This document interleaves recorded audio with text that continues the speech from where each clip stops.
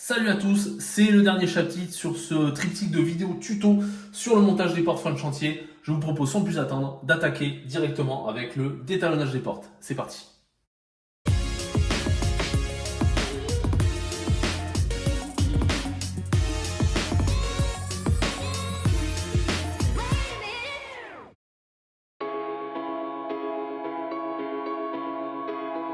Détalonnage des portes. Alors, c'est pas compliqué, ça sert à assurer la ventilation en fait dans les endroits où il y a des bouches VMC. Vous voyez, typiquement là-haut, on a une bouche VMC dans la buanderie. Donc, du coup, il va falloir qu'on détalonne la porte de la buanderie.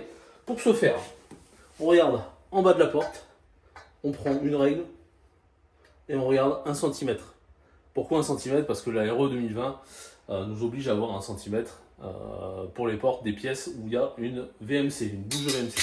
Donc du coup, il va falloir que, suite à mon repère là, des 1 cm, il va falloir que j'enlève tout ça sur la porte. Donc il y a peut-être 6 mm à enlever.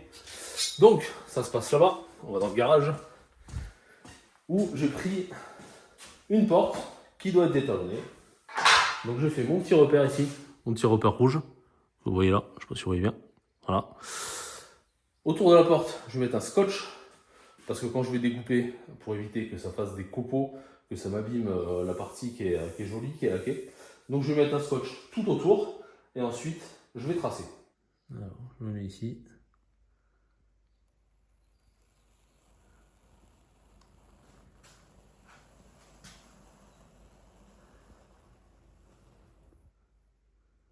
Et voilà, simplement. Je vais montrer, ils ouvrent.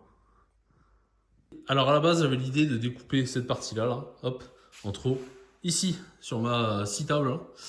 Le problème, c'est que les portes sont un peu lourdes. Donc du coup, on a même essayé avec Sandrine en étant à deux, en mettant ça sur le côté là-bas, pour que la porte puisse glisser dessus. Et bien, c'est beaucoup trop lourd. On ne peut pas faire un travail précis en avançant bien comme il faut là. Avec cette méthode. Donc tant pis, je réserverai ça pour le chapitre d'après, pour la découpe des décorations d'angle sur les côtés là, de l'encadrement. Donc là, ce que je vais faire, à la scie circulaire, je vais mettre un guide. Donc je vais mettre une planche là sur le côté. J'avais un guide, j'ai acheté un guide exprès, Bosch là. Un truc où on peut mettre la scie circulaire dans l'oreille et pouvoir découper tranquillement. Impossible de remettre la main dessus. C'est vraiment, pourtant j'ai essayé de ranger un maximum, mais impossible de remettre la main dessus. Donc tant pis, on va faire à l'ancienne, on va faire avec une planche. Comment je positionne mon guide? Eh bien, il suffit de mesurer entre le bord de la lame et le bord de la semelle, au niveau de la scie circulaire, pour savoir combien il nous faut de retrait, ici sur la porte. Et là, j'ai 15 cm. Donc c'est bien, c'est vrai, c'est un contron, c'est bien. Donc je vais positionner ma planche ici, 15 cm. Je vais mettre des serre-joints, et puis en avant la musique.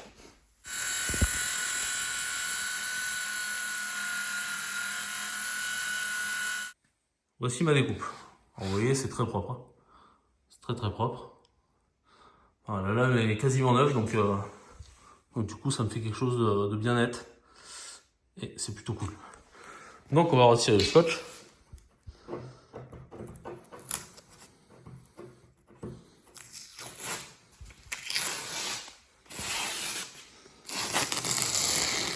Alors, on retire toujours le scotch vers l'extérieur. Hein.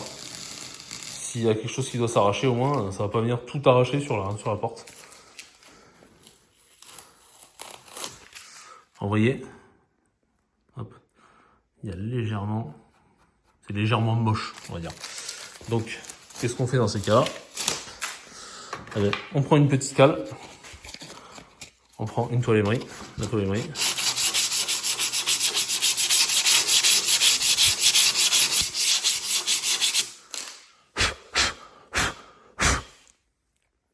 Alors, vous voyez, hop. C'est nickel. C'est tout lisse, c'est tout propre. Et faire un petit biseau, voilà, ça gâche rien. Hein. C'est pas, ça va pas vous rendre la porte moche ou quoi. C'est très discret, quoi. Non, nickel. Maintenant, les amis, il me reste plus qu'à faire ça sur toutes les portes. Donc là, je vais aller la remettre en place. Je vais choper une autre porte. Je vais refaire pareil jusqu'à avoir fait toutes les portes qui sont concernées par cette histoire de RE 2020.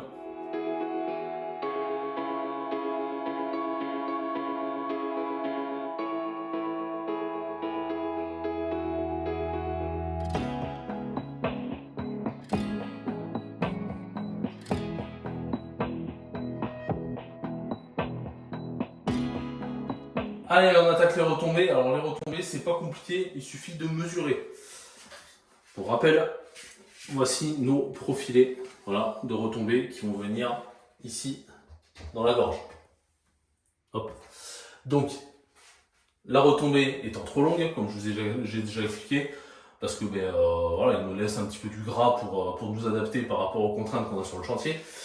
Et donc du coup, il faut mesurer sur toutes les portes, savoir combien on a d'écart entre le fond de la gorge, ici, et le ras du placo. Moi, en moyenne, j'ai entre 1,5 et 2 cm. Donc on va prendre le pire cas de figure, 1,5. Donc, quand je vais découper ma petite retombée là, c'est facile, quand je vais découper cette partie-là, il va falloir qu'il me reste 1,5 cm. Pourquoi? Parce que mes 1,5 cm, ça convient un petit peu partout. J'ai un petit peu plus à certains endroits que 1,5 cm. J'ai jamais moins, donc du coup, 1,5 cm, ça ira. C'est de l'esthétique, hein, ça sert pas du tout à tenir la porte. Donc voilà. Hop, il me faut enlever assez pour atteindre 15 mm ici. 15 mm ici. Donc, mes profilés, je les prends comme ça. Et ils vont passer au niveau de la scie sur table. Alors, j'ai mis là-bas un petit rouleau là pour pouvoir avoir un appui. Parce que sinon, ça tombe et il y a de la tension et c'est dangereux. D'autant plus que j'ai préféré enlever ça de ma scie sur table. Ça, c'est une espèce de protection. Parce que je trouve ça carrément pas pratique, ça passe mal avec le profilé, bon bref, c'est pas Jojo, mais bon, je suis obligé de faire comme ça. Attention, enfin faites très attention, vous pouvez vous couper les doigts avec ça, ça c'est un engin de la mort, hein. C'est vraiment très dangereux. Dans mon métier, on m'a déjà sensibilisé sur ce genre d'outil qui est très coupant. Donc il y a des gens qui ont perdu des doigts, des mains, enfin c'est vraiment pas cool, hein. Si besoin, on a une petite poignée, hop, juste pour pousser l'élément que vous voulez couper sans approcher trop les mains. Donc là, ce que je vais faire, c'est que je vais avoir mes mains ici. J'essaye de garder ma main ici et ma main là pour pouvoir faire passer le profilé. Au début, il va falloir que je la mette ici. Je suis vraiment pas chaud. Donc faites très attention. Si vous pouvez avoir une scie sur table un petit peu plus évoluée que la mienne, et qui a coûté pas cher hein, forcément, mais un petit peu plus évoluée et qui a des vraies protections, pas comme ce truc qui vous empêche de travailler, et c'est vraiment pas mal. Donc, protection, justement, on met les lunettes. Alors, je peux pas retrouver mes lunettes, vraies lunettes. Donc du coup, je vais faire de la plongée. Et le casque. Casque parce que ça fait du bruit. Je vais venir poser mon profilé ici. Je vais le pousser. Ça va le découper au fur et à mesure. Et puis voilà, le tour est jeu. Donc c'est pas compliqué, hein. Donc là, il suffit d'allumer.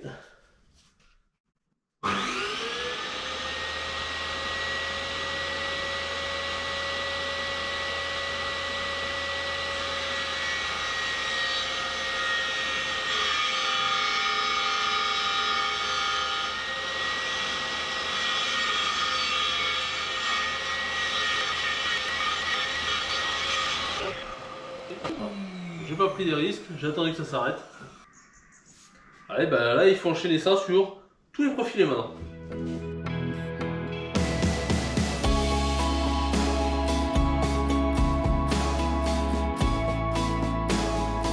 J'ai oublié de préciser un truc. Ces profilés là, les cours là, ceux qui vont sur la partie haute, sont plus fins ici. Donc il faut pas se faire avoir et couper la même longueur que, enfin la même largeur que les autres. Il faut s'adapter. Allez, maintenant, on va couper les bouts. Voilà, typiquement là, le bout il est un petit peu abîmé. Vous voyez là, il y a un petit coup de scie là. C'est pas moi, ça a été fait en usine. Pour avoir un truc propre et pouvoir découper propre l'autre côté. Allez, là je fais tout ça. Et il y a du boulot. Il y en a 3 x 7, donc il y en a 21. Allez, c'est parti.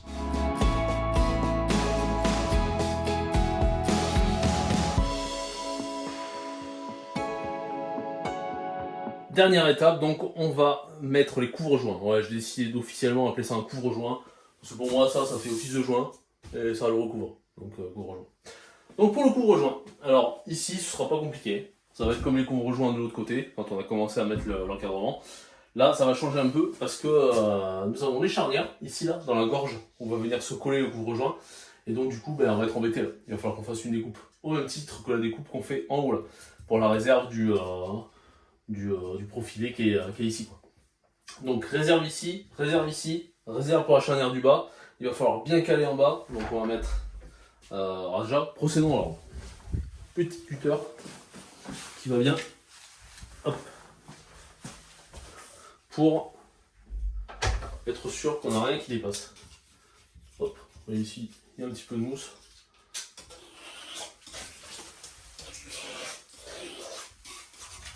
Comme ça, quand le couvre-joint va venir en appui, on ne sera pas embêté. Petite cale par terre, la même cale que ce qu'on a mis pour faire l'encadrement. Voilà, comme ça on est prêt. Donc mon couvre-joint, je vais faire comme d'habitude, c'est-à-dire je le mets en place, grosso modo, pas besoin de le mettre dans la rigole là. Et je me mets bien. Donc je trace ma partie supérieure qu'il va falloir que je coupe. Je vais tracer la partie réserve qui se trouve en haut, comme tout à l'heure en fait dans la vidéo. Donc, hop. Je planche avec le stylo. Et ici. Ok. Ici.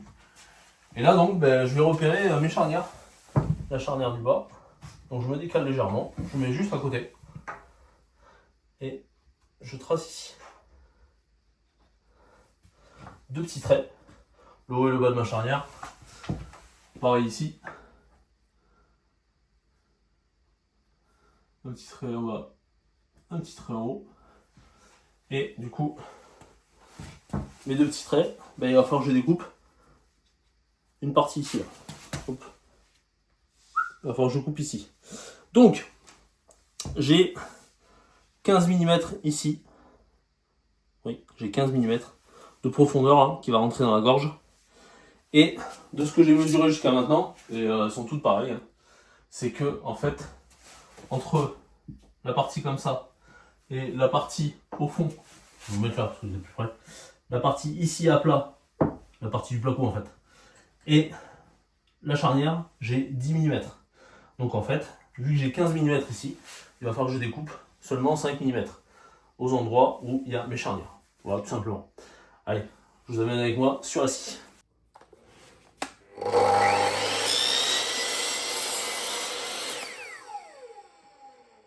Ça, c'est pour la hauteur.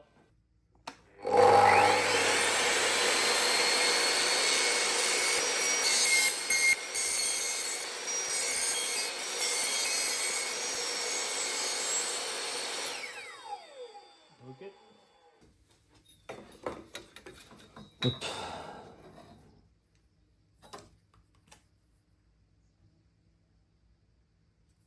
Tac.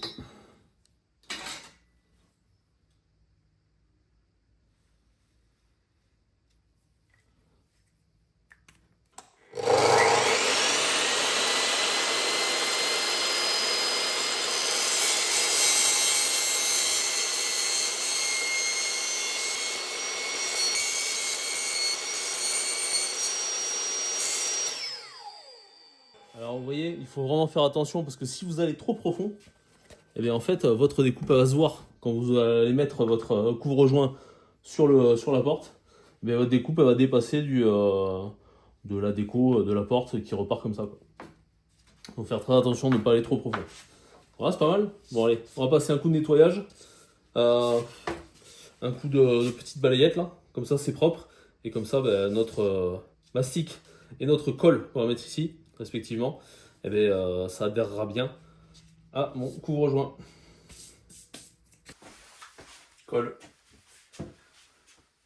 Bon, désolé, je vous filme qu'en haut, mais bon, vous allez comprendre. Hein.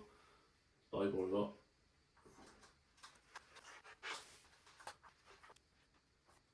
Voilà. Là, je me mets par terre pour pouvoir mettre la colle. Parce qu'en fait, cette colle est très liquide. Là, ça adhère. Et du coup, si on commence à coller comme ça, ça va couler. Et après, ça va faire n'importe quoi. Donc, je préfère le mettre par terre, en mettre juste sur le bord ici. Vraiment juste sur le bord. Pour être sûr que ce soit bien collé dans la rigole. Voilà, c'est bon, je suis prêt. Donc, je prends ça, je ferme la porte. Et on n'oublie pas de mettre la petite cale bleue en bas pour être sûr d'être à la bonne hauteur. Allez, c'est parti.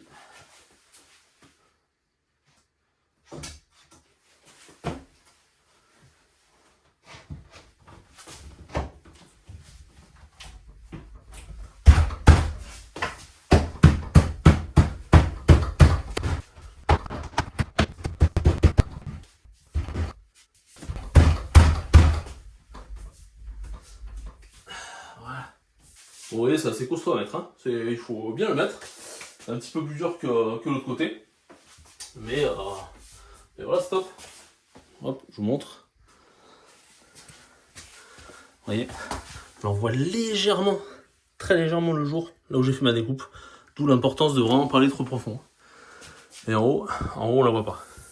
Il y a peut-être moyen, je retape un peu là.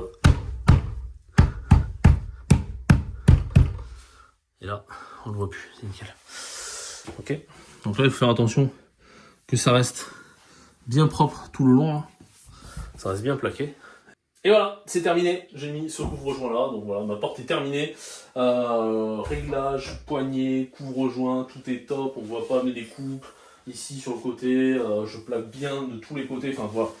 Montage nickel. Je suis très content de ces portes. En plus, elles sont qualitatives. Franchement, je recommande chaudement Puerta Solamendi qui se trouve en Espagne.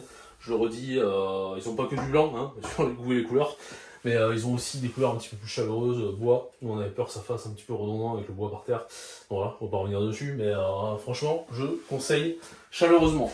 Comme d'habitude, sur tous les produits qu'on vous montre et qu'on met un petit peu en avant, on a été les chercher, on a été leur demander si c'était possible de communiquer sur eux.